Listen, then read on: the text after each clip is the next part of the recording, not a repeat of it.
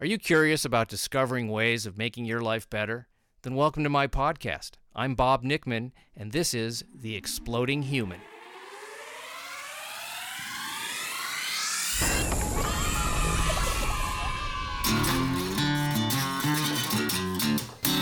Listen in while I talk with all kinds of people in the fields of personal growth, health and healing, alternative therapies, psychology, spirituality, environment, and the future.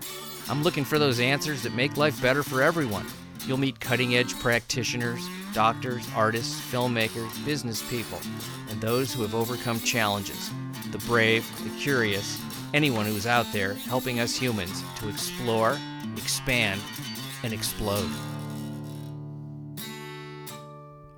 Welcome to The Exploding Human. I'm Bob Nickman. Thanks for tuning in. Today I'm interviewing Rabbi Mark Borovitz. And Mark is in charge of the Beit T Recovery Center, an inpatient recovery center that deals with a lot of different types of addictions. But what an interesting guy he is, and you're going to meet him in this interview. But he didn't become a rabbi till his 40s. Pretty late in life to become a rabbi. After a couple of stints in the state penitentiary, and he'll tell you about that and his own dealing with his own alcoholism, and he has created quite an interesting environment over there to help addicts of various types. And I really had a blast talking to this guy. We went from talking about addiction to his recovery center to his approach to Judaism and spirituality. I love talking to him, and he is not your mother's rabbi. Please listen in. This is Rabbi Mark Borovitz. Hi, Mark. Hi, Bob. It's good to see you. Pleasure. Or meet you, actually, and because I do know your brother. Yes. From many, many years ago. My first heavy-duty summer job, a Teamster job, we were just talking about it. I met your brother, and I had heard... Somebody told me about, because I've heard of your place. Let's just, it's called Beit T. Beit T, and that means?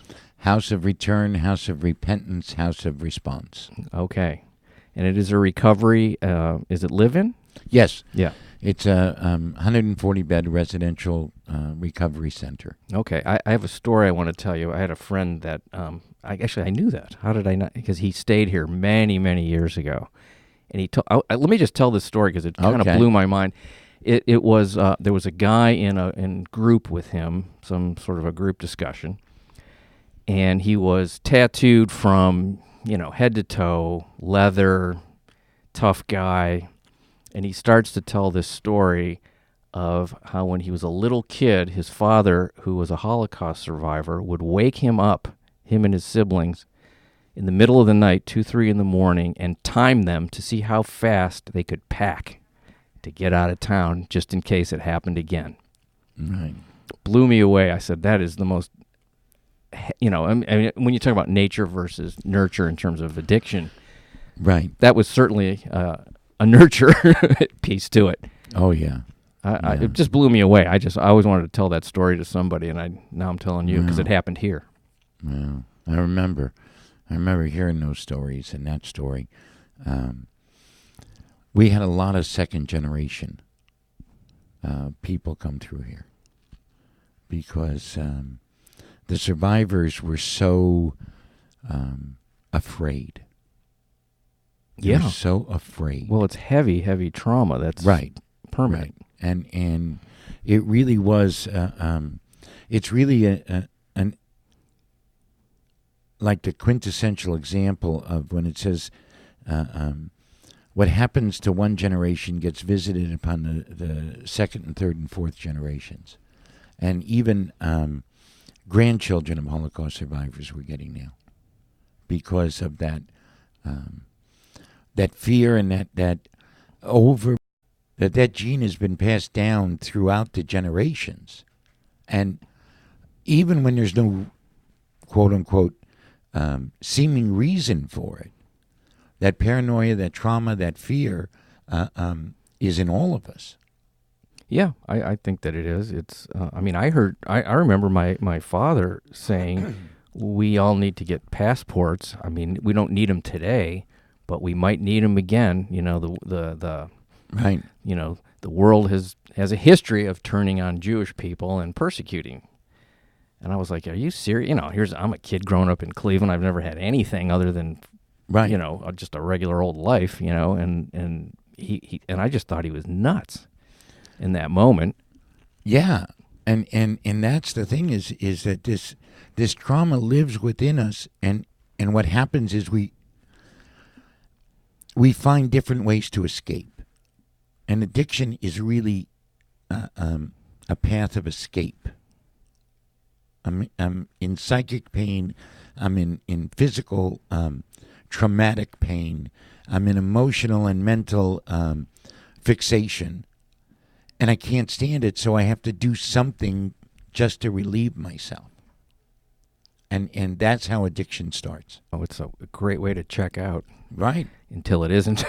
Right, until it isn't.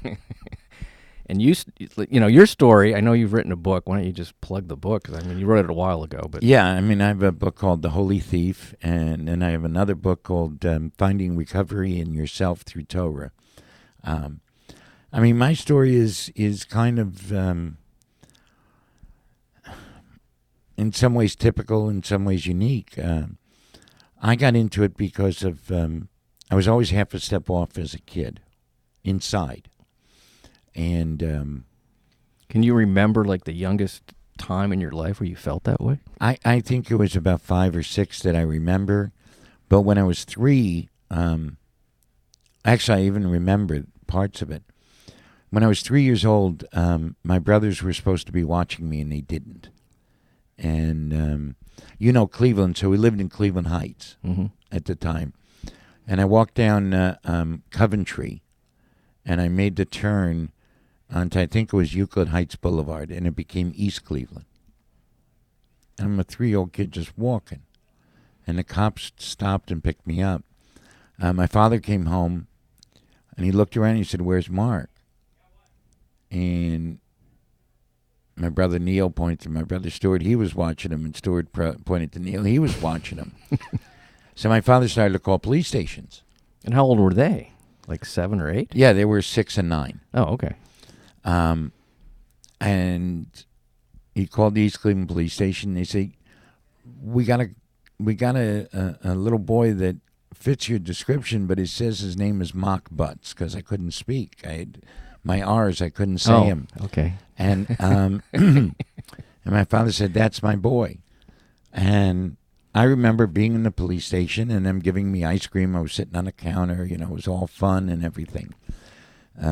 My subsequent visits to police stations, they didn't give me ice cream, and it wasn't so much fun. Yeah, we'll get into that. You know, okay, yeah. But I always remember, like, different. I was different. And I thought that was a bad thing. And, you know, and then after my father died, I just had to help my mom. I had to do something. And as you know, unlike today, people measured a lot of people, you know, if you were rich, you knew what you were talking about, and you could get away with things. And if you were poor, you were just a dumb schlub. Yeah. So I know that's not true today, of course. You know, we don't have those problems. And so I just did whatever I could to make money. I went to my barber, and he gave me hot merchandise to sell. And you were how old? 15. So you're high school. Right. Beginning of high school. Right, and I was giving my mother money every week. Did she ask where the money was coming Well, from? I was working a sales job, so I told her I had good weeks. You were working a sales job at 15? Yeah, I was selling Red Cross shoes at Severance Center. So you were in a store selling shoes. Okay. Yeah, I mean, I've always been a hustler. You know, my father was a salesman and a good one, and I've been a good salesman. So I just kept doing all these things, and when I had money in my pocket, I felt like I was okay, and if I didn't have money in my pocket, I felt like I was no good. And drinking just went along with it. Yeah, and that started about the same time, yeah. 15? Yeah. I used to go to the King's Pub. You remember the King's Pub? I do. In Cleveland? I do remember. So I was big, and nobody ever asked me. Nobody, they didn't card anybody. I just would stop there and start drinking. Did somebody start you off, or you just kind of walked into a bar on your own and went, I think I'm going to try this? Yeah, I went with a group of other guys, older guys. You remember the first time you got loaded and what that was like? Yeah, it was wonderful. Yeah, freedom, right? Yeah. Yeah, for somebody that feels different, and you finally, here we go. Here's an answer. Right, and I was just like everybody else. Yeah. So it was a connector. And when you think about it, alcohol has a lot of bottles of alcohol have on it distilled spirits. Yeah, that's true. So we were all having a spiritual experience. Yeah, I sort of see it that way. It's a shortcut to some sort of a spiritual moment, and you feel invincible and happy and light, and like you say, connected to other people. Even if it's an illusion, it's pretty strong. Oh yeah, well it's the same thing with gambling. I mean, compulsive gamblers go to the tables or to the machines, and there's always people around them, and it's faux community. Yeah. It's a fake community, but in those moments it feels real. That's the draw of it, and trying to keep recapturing that is what you did. Right. Probably escalated to some other forms of drugs. I think. Not much. I mean, No. I freebased cocaine for about 3 months in '79, but I was a drunk. Okay. I liked booze. And I liked the bar scene. I liked the whole, deal. And as I was selling stolen merchandise or hot merchandise, it was a great place to go sell. Here in California, I even had a route. In the valley, in the '80s. I used to go from one bar in the morning to another bar at lunchtime, another bar in the afternoon, another bar at dinner, and then I go home. Now, were you doing the actual stealing, or were you just somebody that No, sold? I did both. Okay. I did both. I fenced for other people, and I'd pass bad paper and buy a whole bunch of merchandise. Okay, so you weren't breaking and entering. No, stuff. no, I Okay. wasn't. I wasn't a B&E guy. Okay. No, I was all white collar. Yeah. Congratulations. I guess it's, once you start and you cross that line, you just keep, and you don't get caught, why not keep doing it? I'm assuming you didn't think it was even all that horrible while you were doing it, right? I mean, did you have some sort of a feeling like I don't really want to be doing this, but... There were times. There were times when I just didn't want to be doing it, and yet I was stuck. I was trapped in the cycle. That was the killer. That's the killer about any type of habitual actions or habitual way of doing something. Is you get trapped in the cycle and you just don't believe. I never believed that there was a way out. I believed the lie that a leopard doesn't change its spots. Mm-hmm. So I didn't think there was a way out, that I could come back. And it took me going to prison the last time to realize it, to really learn about Shuva, about the fact that, of course, there's return. We all need to do it, even the people who think they're perfect. So once I realized that, once I learned that, I just put all of my energy, the same energy I put into being a thief, I put into my recovery. What year was that? Well, I went to prison in 1986, again, my second term. And this is for the bad paper? Yeah, bad paper. And I was buying cars with bad paper, high mileage cars, spinning the odometers and reselling them. I don't know why that makes me laugh. I just love that. The idea of this nice Jewish boy doing these crimes out here in California. Yeah, my mother wasn't so thrilled with it. But, I'm sure she was horrified. Where did I go wrong? Oh yeah, yeah. Well, she vacillated between where did I go wrong and what did I do to deserve one like this, and always pointed at me. Yeah, right. So it was, but But what happened was that I went in it with the same gusto, the same energy, and life changed. And I got out in '88 and came to work here at Beit Shuva. Harriet Rossetto had already started it. We were down on Lake Street, near Alvarado and Beverly. Now, you were already sober when you came here? You Yeah. got sober in prison? Yeah, pretty much. I mean, I had a couple of drinks when I first got out of prison because I didn't put alcohol together with the crime. But I was really dedicated to not being a criminal and to really exploring Judaism as a healing path, as a path of healing that psychic pain. And so it was about a month after I came to work here that I realized booze quit me. I was married to my first wife at the time, and I went home on a pass, and I had a drink, and it didn't taste right.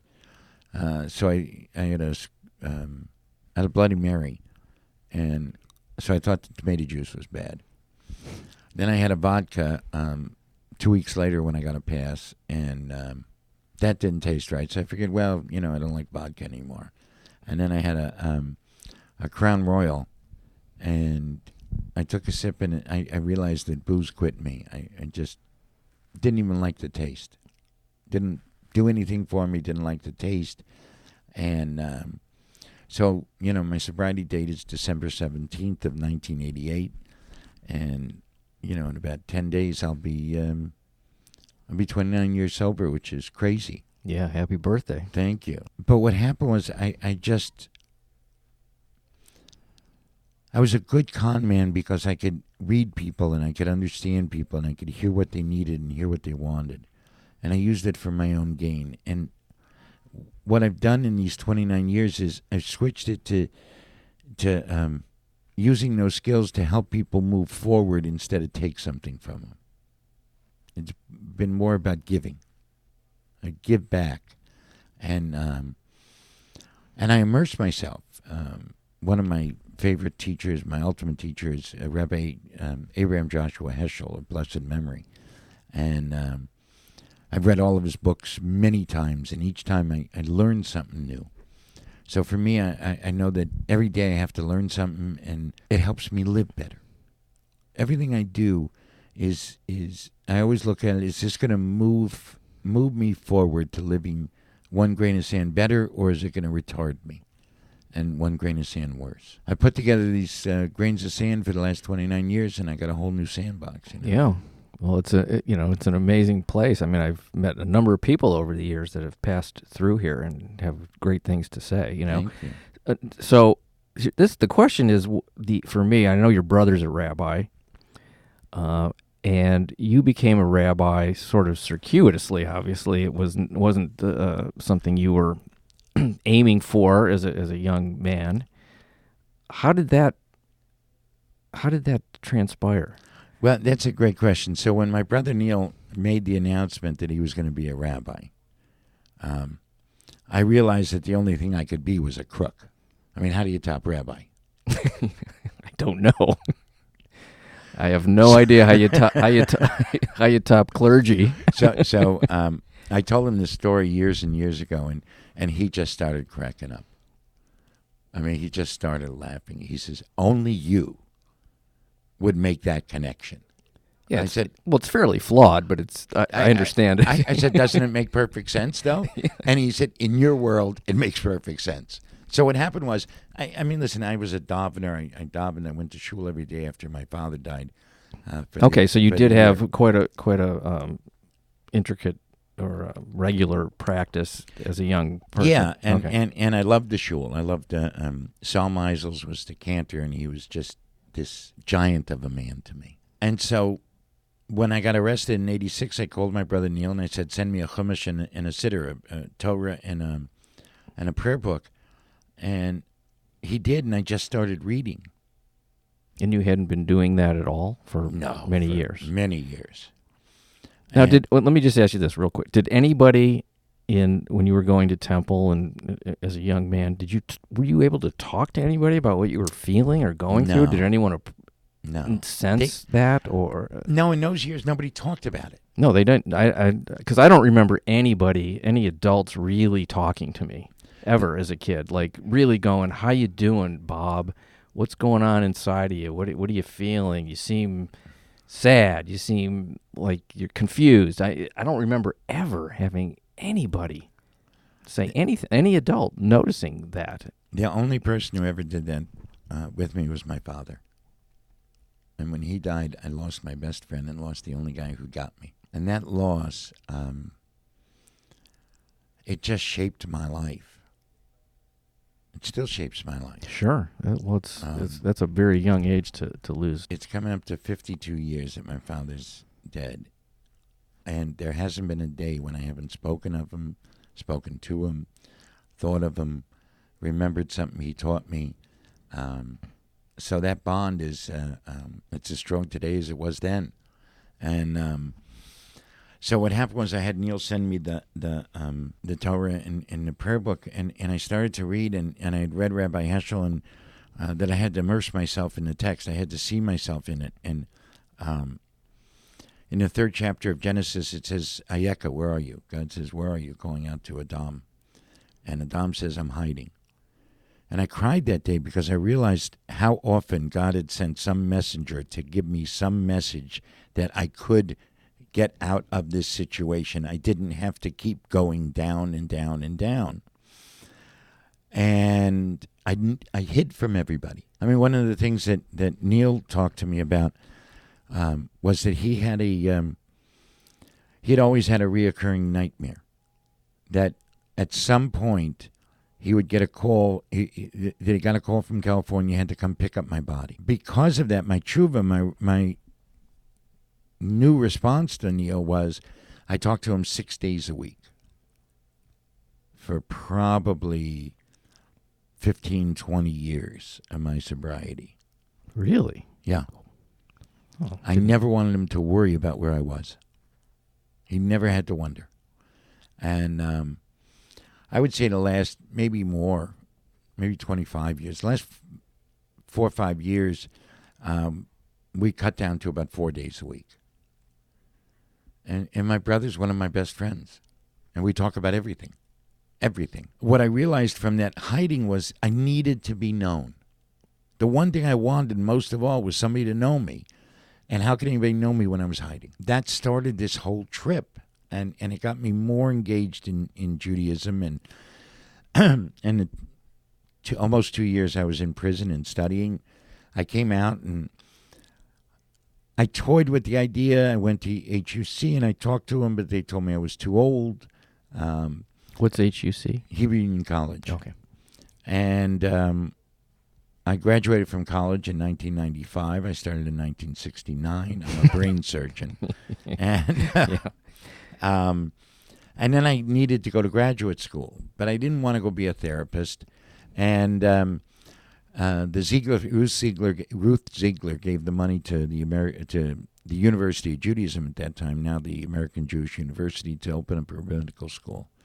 And I applied and got in. Here's a funny story about that. Been meeting with a rabbi in the valley, in San Fernando Valley, Rabbi Ed Feinstein. We've been friends for, 25 years, studying every week when we're both in town. And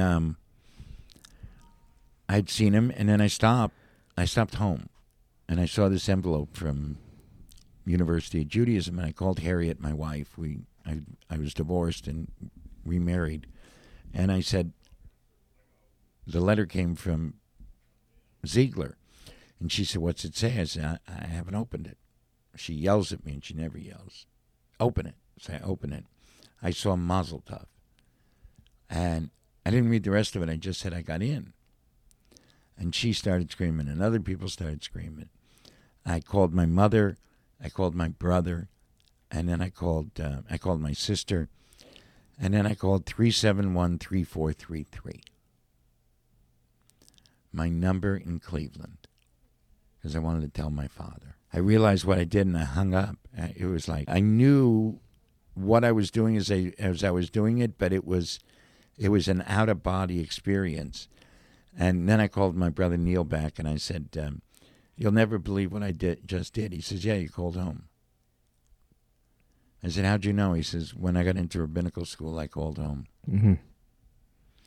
So Wow. They accepted me, and the rest is history. And you were what age at that I was 45. I was going to be 45, So 44 and a half. So most of the people you were in school with were half your age? Yeah, yeah, and it was an interesting experience because these were kids who were really into studying, and even in our ordination booklet, it says after Harvard and after the University of Michigan and after Yale, and mine said after he was paroled from prison. Which prison was it? Post Folsom, right? Post Chino actually. Oh, Chino. Okay. And it just was a whole. It was a trip. They must have thought, like, who is this guy with this past? Or did you not talk about it? I told everybody. I mean, it was very funny because when we were introducing ourselves, the first get-together for all the students, people are talking, and, and I'm having a conversation with some of the rabbis because I knew them, because I'd been working in Los Angeles in the Jewish community. I'd been working for Beit Shuva at that time for 8 years. And so everybody's looking, they're asking me, and they're looking. So finally, somebody says, "What's your story?" And I said, "Well, I'm a recovering criminal and recovering alcoholic." And everybody just goes quiet. And the dean of the school, Rabbi Danny Gordis, he just had this smile on his face. And Ed Feinstein was there, Rabbi Feinstein was there, and he's cracking up. And a couple other people were there, and so somebody says, "Huh?" I said, "Yeah, I did 2 terms in the state penitentiary, and and I was a drunk for about 20 years." And they're like, "And what are you doing here?" Yeah. And they all looked at me like I had 3 heads. Yeah, of course. And we came to really come together as a class, and great people, all good people, but it was just like, huh? It was back in '96, so nobody was talking about Jews and addiction, or Right, Jews being criminals. Right. Well, it's, there are no Jewish alcoholics. They Right. It was like the sort of the joke. I mean, it's right. So so they were, but it was just a great time. I mean, it was. I had fun in rabbinical school. It was a pain in the ass, and I wondered why I was doing it at times, and everything. Well, yeah, that's like any sort of thing you strive for. You're wondering, why am I doing this again? About half the time. Right, but the professors were great, and I love to learn. So for me, the learning was just tremendous, and I got to hang out with great people. Yeah, so you were in rabbinical school and working here at the same time. Right. Wow, that's a busy schedule. Up until recently, I was still putting in 60, 70 hours a week working. Yeah. Now there's a staff of us, so I'm down to about 45 or 50. It's but it's interesting. I love the work I do. I get to we have rabbinic interns here. We have so I get to teach people about spiritual counseling, and between my wife and I, we've created something that is truly unique and wonderful. And now we're going through the transition of. We just hired a new executive director, a wonderful woman by the name of Haley Levy, and the transition of power, and going from really mom and pop to a corporation business, and keeping the spirit, keeping the. Because everybody here is treated like an individual. So it's not, you have to do this. This is what the program says. It's we don't fit round pegs in square holes. We build the hole around the peg, around the person, and that allows everybody to know that they matter, and that's a big part of recovery. Is realizing how much each of us matters and how important each of us is. We have Friday night services and Saturday morning services, so we have a congregation. So a rehab with a congregation, and we take everybody whether they can afford it or not. When I say that, everybody that's appropriate for us and for our level of treatment. But money has never stopped somebody from getting in. Mm. We've always kept mission over money. And does it all? It's not all Jewish clientele. No. We're a Jewish faith-based, non-sectarian, residential and intensive outpatient recovery center. Mm-hmm. In other words, we're crazy. You're taking on a lot. Yeah. Yeah. We have a gambling program. We have a trauma program. We have a music program. We have our own recording studio. Oh, great. And music publishing. We have a theater department. We created our own play, an original play called Freedom Song, that's gone all over the United States, putting together a Passover Seder and a 12-step meeting. We have a prevention program that goes out and probably reaches about 10 to 15,000 youth and their parents every year. You go to schools, mostly? Schools and conventions and, all sorts of things. And we have a curriculum. And every person who lives here has a spiritual counselor, an addiction counselor, and a therapist. So it's a team approach. And this way, the team gets the whole picture of the person. A lot of places, if you do for one, you have to do for everybody. We don't look at it that way. Mm-hmm. You're unique. I'm unique. What I need has got to be different from you because you're unique and I'm unique, and we're not the same. And so we tweak everything according to what the person needs, not according to what we want to do. It sounds amazing. Let's say, let's have a hypothetical client comes in. What would that be like for them? Well, we're a long-term treatment program, so for the first 3 to 4 months, they're really in what we call primary care, different levels they Mm-hmm. get. Okay. But when you have to go to rehab, you're pretty far down. Mm-hmm. You've lost a lot. So what we help people do is recover passion, recover their decency, recover their morality, and that doesn't happen in 30 days. And then we help them. We have a career center. We help them find jobs. We have music, all these other, ancillary treatment modalities and personal modalities so that people find passion and they figure out what they're going to do. So people usually stay here about 9 months because they go through a couple of transitions. And we help them navigate that. And for each person, it looks different. Yeah. We have internships where people learn how to go to work and learn about treatment, and we have our own social enterprises. One's a thrift store. People learn how to do retail and truck driving and deliveries and pickups. And we have a branding company that Creative Matters that does graphic arts and branding and websites and things like that. So copywriting, people can gain those skills from Creative Matters. We probably about 60 or 70 people have gone into some form of branding, advertising, graphic art fields because they had the internships.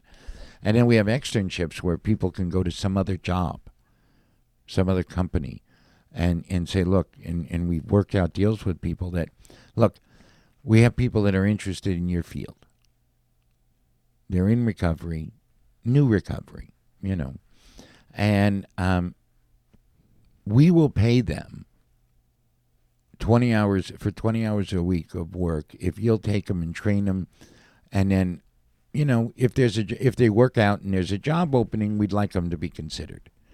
And I can't tell you how many people say, you're going to give me free labor and I'm going to be able to teach people my way of doing things? Yeah, sign me up. So we have a bunch of people that do that. People come back on Friday nights to take sobriety birthday cakes. So we have families and we have people from the community who don't have any addiction in their family or aren't addicts themselves, and they come here because of the spiritual message. Because everything is about spirit. And it's about seeing everybody as a divine need and a divine reminder, as Rabbi Heschel teaches, in helping people never be indifferent to the sublime wonder of living, which is one of his quotes. And it's just been, I mean, from where I was to where I am, you can't get here, and it's a trip.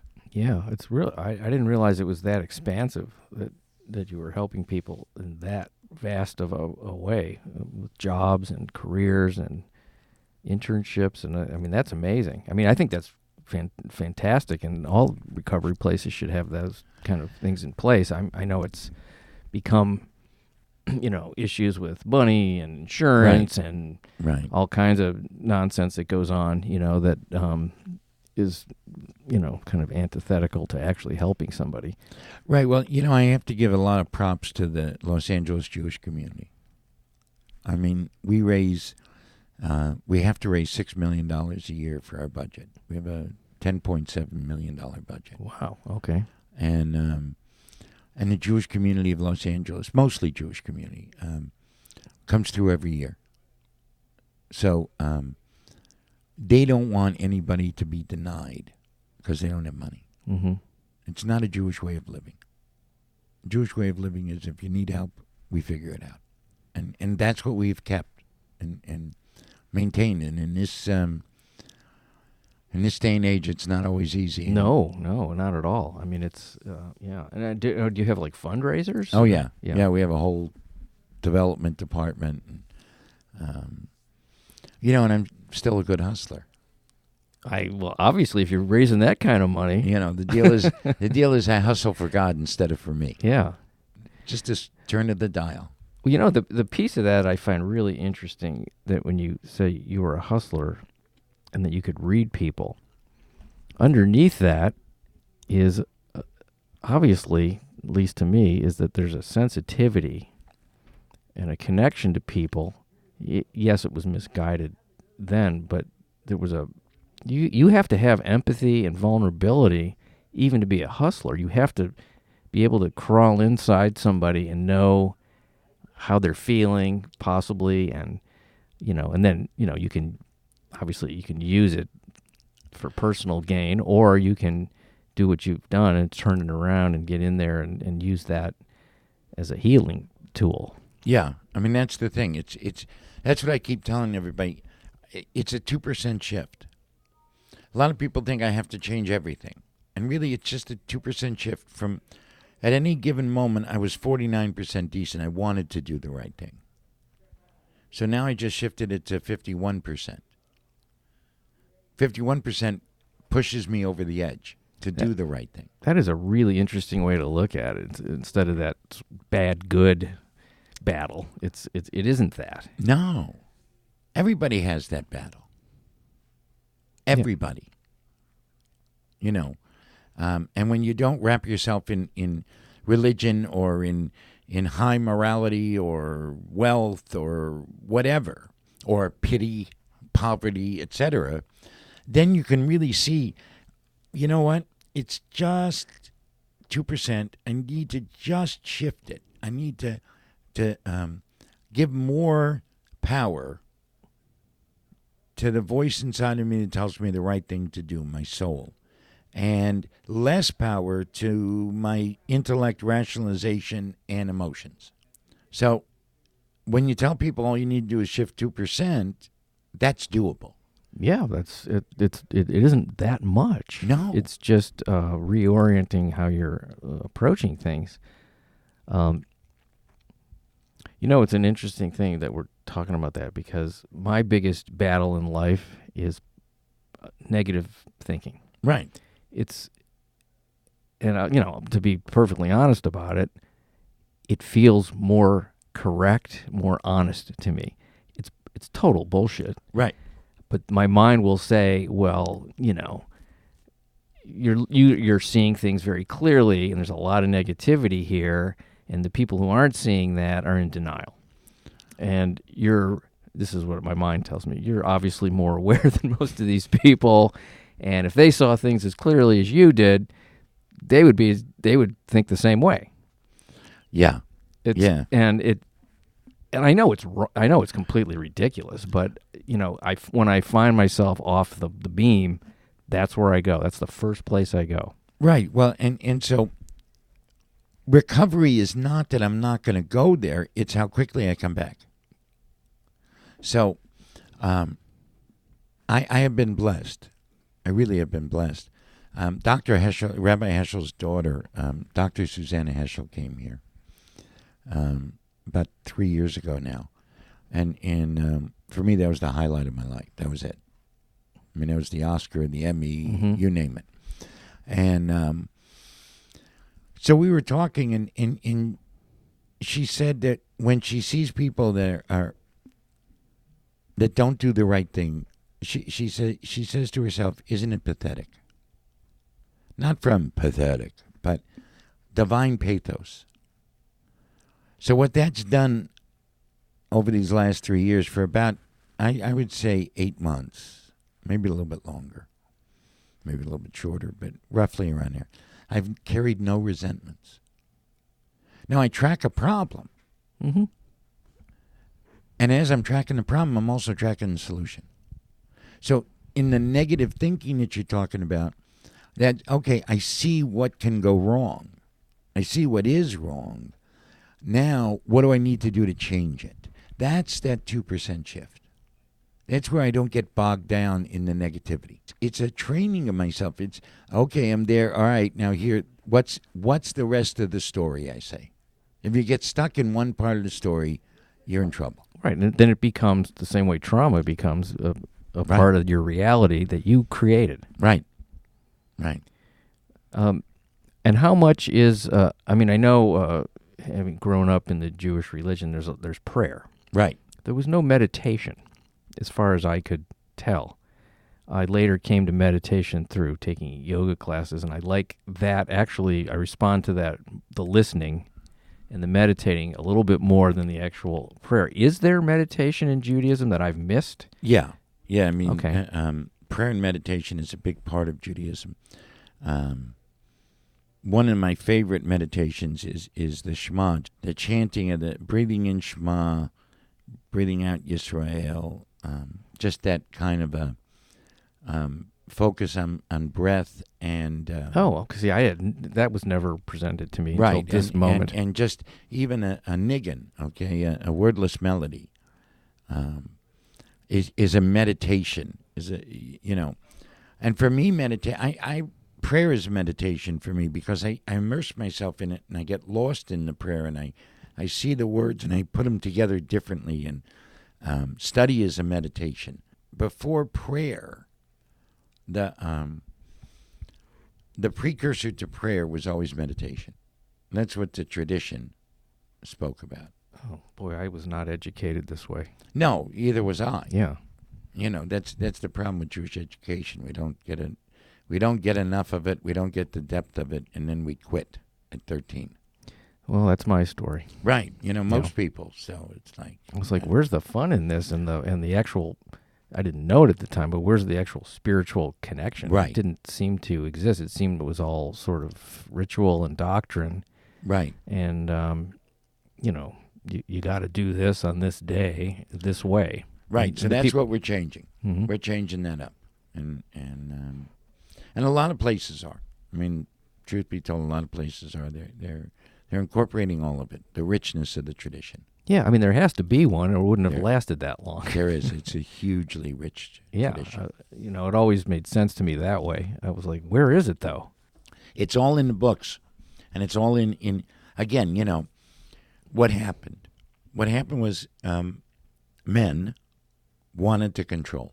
So when you take a beautiful, great, infinite idea, an infinite a way of being that has a myriad of ways to live in it. I mean, in the Prayer Eitz Chaim, that when we put the Torah away, it says, all of its ways are ways of pleasantness, all of its paths are peace, talking about the Torah. So those are both in the plural. How we came up with, here's the one way, is all about control. So rather than one person having control or one group of people having control, Judaism said, no, each individual's got to exercise their control and find their way, their path. And I think that's what we do here at Beit Shuva, and I think that's what a lot of Jewish, pardon me, a lot of Jewish tradition is coming back to. I'm happy about that, because I've always identified as Jewish, but I don't participate in temple and the rituals because of how I was introduced to me and what that was like. I guess I'm more culturally that way than religiously. Yeah, well, that's the problem that we're fighting. Rabbi Heschel fought it. You know, he's been dead since 1972, and he was fighting it in the 40s and the 30s. That idea, and so there have been people all throughout our history that have fought that idea of sameness. And yeah, well, I think a lot of religions face that. You know, the people that go into it as practitioners become authorities, and then the ego comes in, right, and then you get the problems. Right. So I keep making sure God's running things and not me. But thank you for this time. I loved it. I love getting to know you. That was a real pleasure. Thank you so much, and good luck to you and your organization and all the great work you're doing. It's fantastic. You. All right. Thank you. Come sometime. I will. Okay. All right. Thanks. Bye. Bye. That was Rabbi Mark Borovitz. I really enjoyed talking to Mark. Not much left to say, really. I mean, that was just great. And please stay tuned for other podcast episodes coming up. Got a lot of different, wide variety of things in our body, mind, spirit, health, and healing field. And I really appreciate you listening. All right, thanks a lot. See you again.